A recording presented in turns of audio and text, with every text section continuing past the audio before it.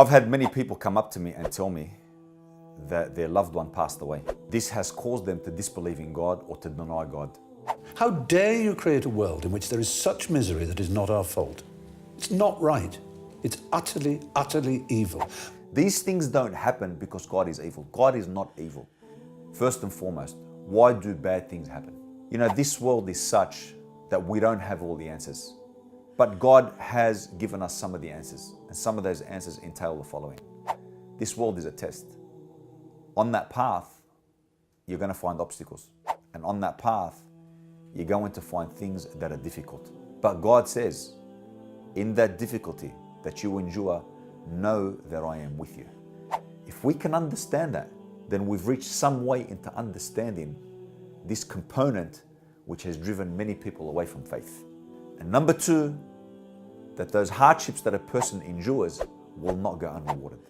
And you will see that on the day of judgment, for your patience and for your enduring those difficulties with patience, God will reward you immensely. As God clearly states, we will test you with fear, hunger, loss of wealth, loss of life, but give glad tidings to those who are patient. So the evil that people experience, or the suffering that people experience, it's a temporary suffering. Think of it like a bad dream. Upon waking, there's nothing there. It's all over. It's temporary. Likewise, this world is a test. Given that it's a test, you'll find obstacles. And there will be suffering, and there will be some hardship. But at the end of it, there is a great reward waiting for those who have suffered. والله اللي عم بروح مننا عريس للجنة. نحن عم نفرح أكثر ما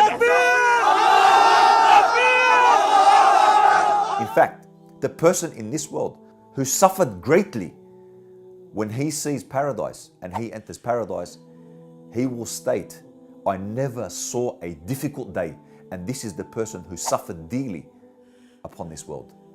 So whatever difficulties, whatever hardships, whatever calamities that you face, and the loved ones that you've lost, that feeling that you're feeling is going to be temporary. I want to also comment on the fact that sometimes people perform bad actions. Let me explain. God gave mankind free will. The freedom to choose between right and the freedom to choose between wrong. Now what that means is that inevitably it is the choice to do the evil which is the evil, and not the fact that God created it. The choice of man, despite it being evil, will be created. But this does not mean that God is happy with that decision. It does not mean that He's pleased with that decision. But because God has given him the choice, He has created and given that choice an external manifestation. But that doesn't mean that there isn't a plan or wisdom to the actual fact or thing that occurred. One great scholar said, we are like an ant on a big, great rug. That ant can't see the entirety of that rug. God has the absolute ability of foresight. We see that sometimes when catastrophes occur, what do people do? It brings out sometimes the best in people. You see people flocking to centers where they can donate their time, where they can donate their wealth, and they want to help the poor, they want to help the weak, they want to help the destitute. We don't understand the knowledge or have the information about everything.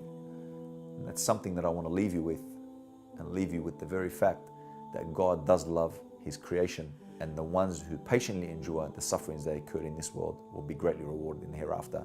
It's part and parcel of the test that God has given His creation. وآخر دعوانا أن الحمد لله رب العالمين.